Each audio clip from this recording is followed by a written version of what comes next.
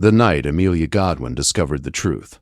The music did not stop, the chandeliers did not dim, and the world did not slow to spare her heart. The betrayal came quietly, behind a half-closed door, and it shattered her life in a single breath. The spring ball at Fairmont House was meant to celebrate new beginnings. It was 1892, and New York society filled the grand ballroom with silk gowns, polished shoes, and polite laughter. Wealth and ambition moved through the room as smoothly as the waltz played by the orchestra.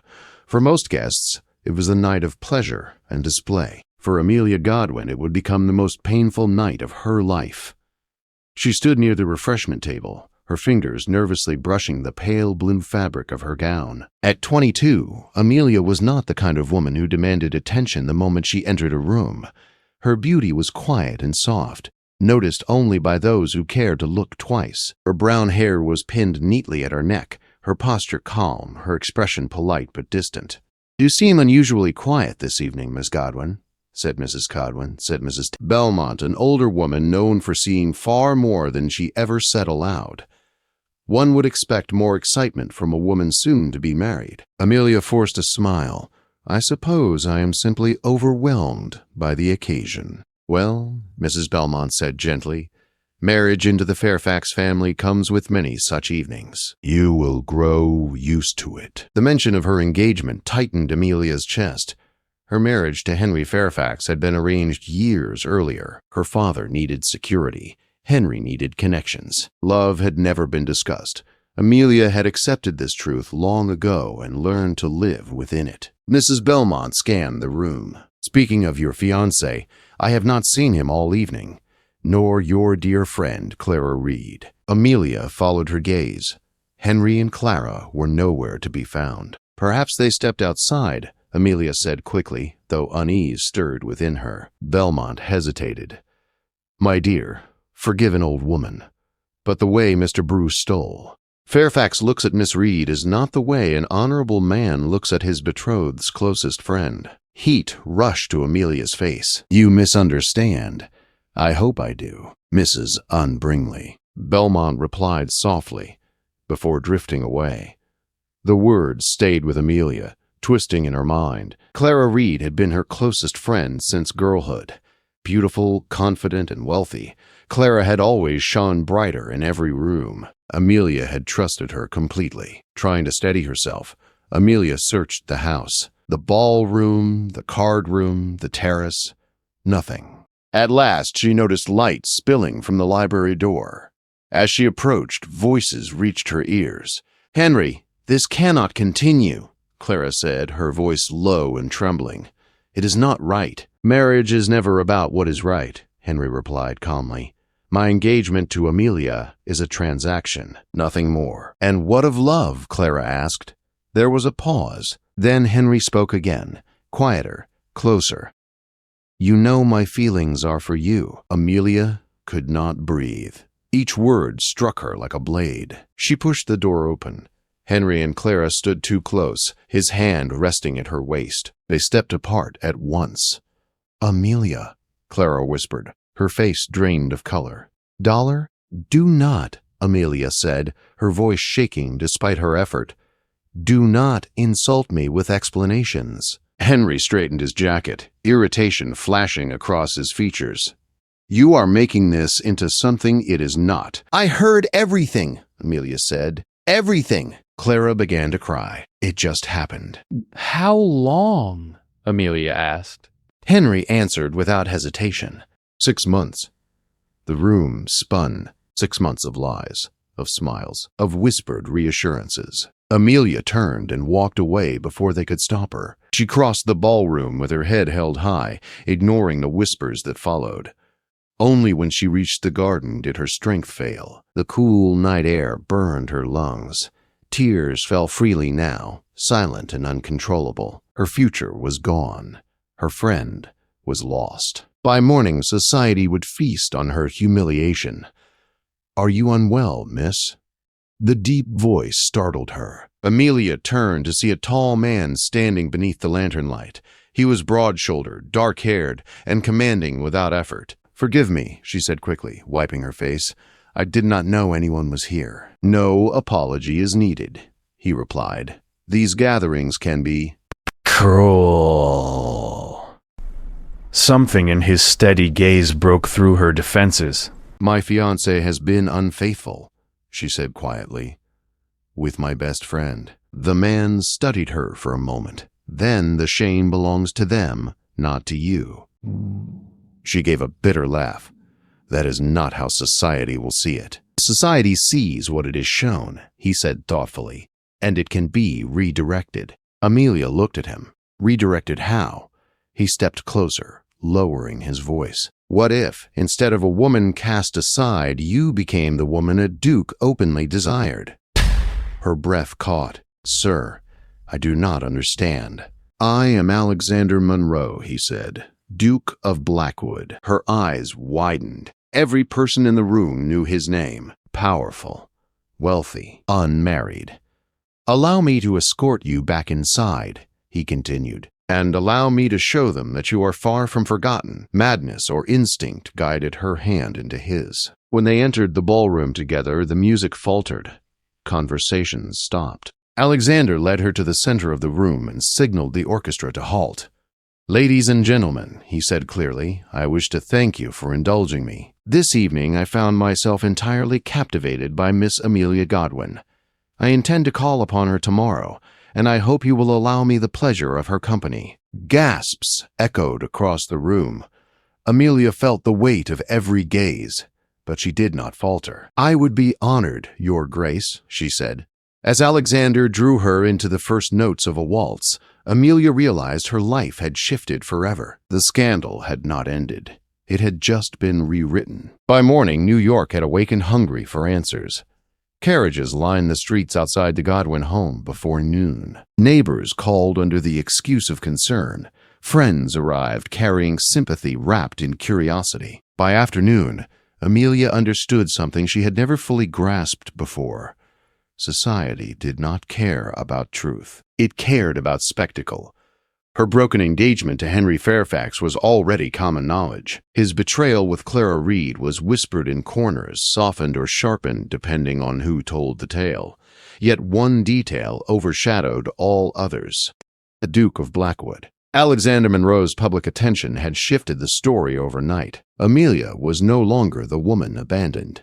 She was the woman chosen. At precisely 2 o'clock, a polished black carriage stopped before the Godwin house. Amelia stood in the drawing room, her hands folded tightly at her waist. She wore a soft gray dress, modest but elegant. Her mother hovered nearby, pretending calm while barely containing her excitement. "He is a duke," Mrs. Godwin whispered for the 10th time. "An actual duke." The butler announced him. Alexander entered with calm confidence, dressed impeccably, his presence filling the room without effort. He greeted Amelia's parents with courteous respect, then turned to her. "You look well," he said. "I could say the same," Amelia replied, her voice steady despite her racing heart. Her father suggested a walk in the garden. Alexander accepted at once. Outside, spring sunlight filtered through blooming trees. For a moment, neither spoke. "I meant what I did last night," Alexander said finally. "But I will not pretend this arrangement is without consequence." "You called it an arrangement," Amelia said carefully. "Yes," he replied. "A temporary understanding, one that benefits us both." She nodded. "You rescued me from humiliation." "And you," he said frankly, "have rescued me from relentless matchmaking. Society will leave me in peace while believing my attention fully claimed." They stopped near a stone bench. "This would last a few weeks," he continued. "Perhaps a month. Long enough for the Fairfax scandal to fade. After that, we part politely." "And my reputation?" Amelia asked. "Intact," he said. "Strengthened even. It was sensible, clean, safe." "I agree," she said. Alexander inclined his head. "Then we proceed with honesty." That honesty was tested sooner than expected. That evening, Amelia received a letter. The handwriting was unmistakable. Clara. Amelia did not open it at first. She stared at the envelope for a long time before finally unfolding the page. The letter was filled with regret. Clara admitted the affair. She claimed confusion, weakness, love. She begged forgiveness and warned Amelia that Henry was furious about the Duke, that he felt humiliated and dangerous. Amelia folded the letter with trembling fingers. Forgiveness felt impossible, but the warning stayed with her. The next days passed in a blur of appearances. Alexander escorted Amelia to dinners, exhibitions, and a musical evening at a Fifth Avenue townhouse. Everywhere they went, they were watched. Yet behind closed doors, something unexpected began to grow. Alexander listened when Amelia spoke. He asked her opinions. He valued her thoughts. No man had ever done that before. One afternoon, as they sat in his carriage after an event, Amelia asked quietly, "Why did you truly help me that night?" Alexander's gaze turned distant. "Because I recognized your expression. I once wore it myself." He told her then about a woman he had once loved, how she had chosen his title over another man, then betrayed him when a richer opportunity appeared. How he had built walls afterward. "I trusted once," he said. "I paid dearly for it." Amelia understood him more than she expected. Days later, trouble arrived exactly as Clara had warned. Henry Fairfax appeared unannounced at the Godwin home. Amelia refused to see him. He left angry words behind, and a threat disguised his concern. Alexander responded swiftly. He invited Henry to his private club. What was said there was never repeated. But Henry left the city within the week. His reputation quietly unraveled as whispered truths followed him. Still, danger lingered. One evening, after a gala, Alexander spoke carefully.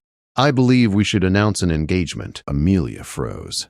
That was never the plan. "It does not need to end in marriage," he said, "but it will silence Fairfax completely." She looked at him. "And if it does not remain, pretend." Alexander did not answer at once. When he did, his voice was honest. "Then we face that truth when it comes." That night, Amelia lay awake, her heart heavy with fear and hope in equal measure.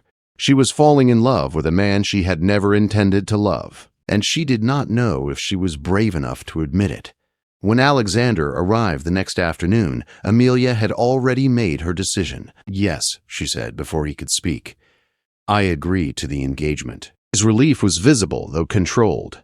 They announced it that evening at the Pembroke ball. Gasps filled the room.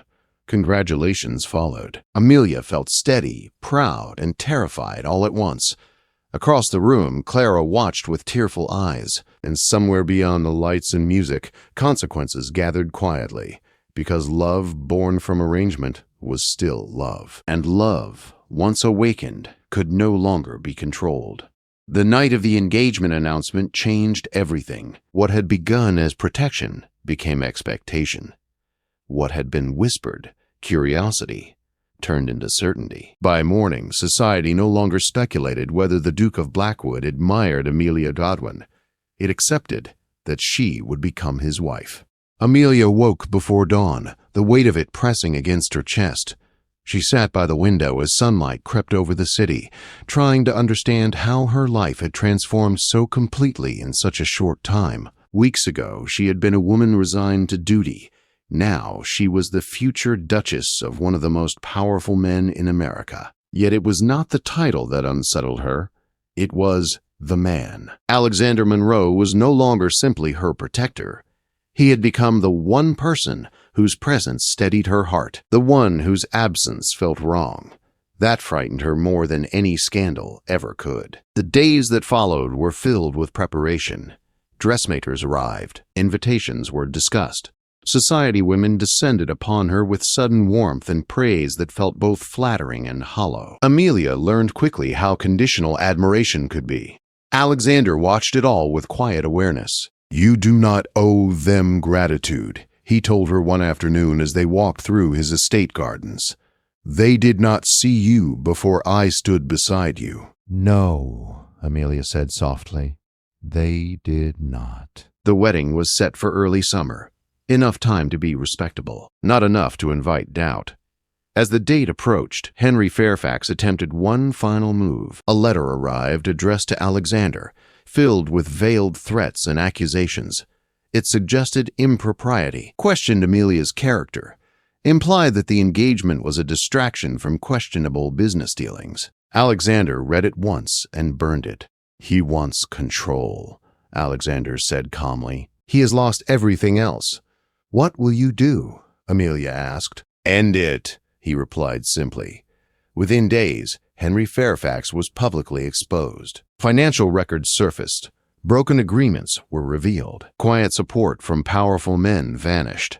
By the end of the month, he was ruined socially and financially. He left the city without farewell. Amelia felt no triumph, only relief.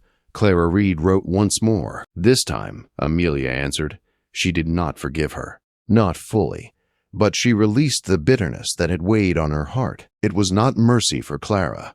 It was freedom for herself. On the morning of the wedding, Amelia stood alone before the mirror. She hardly recognized the woman staring back at her. Confidence had replaced quiet resignation. Strength had taken root where fear once lived. Her mother wept openly. Her father could barely speak through his pride. When Amelia entered the church, all eyes turned toward her. Alexander stood waiting. The moment their gazes met, the noise faded. The crowd disappeared. There was only the man who had seen her at her lowest and never turned away. When they spoke their vows, Amelia did not feel trapped by them. She felt chosen and choosing. Marriage did not change Alexander. It revealed him. He was patient where she expected distance, gentle where she expected authority. He encouraged her thoughts, her questions, her dreams.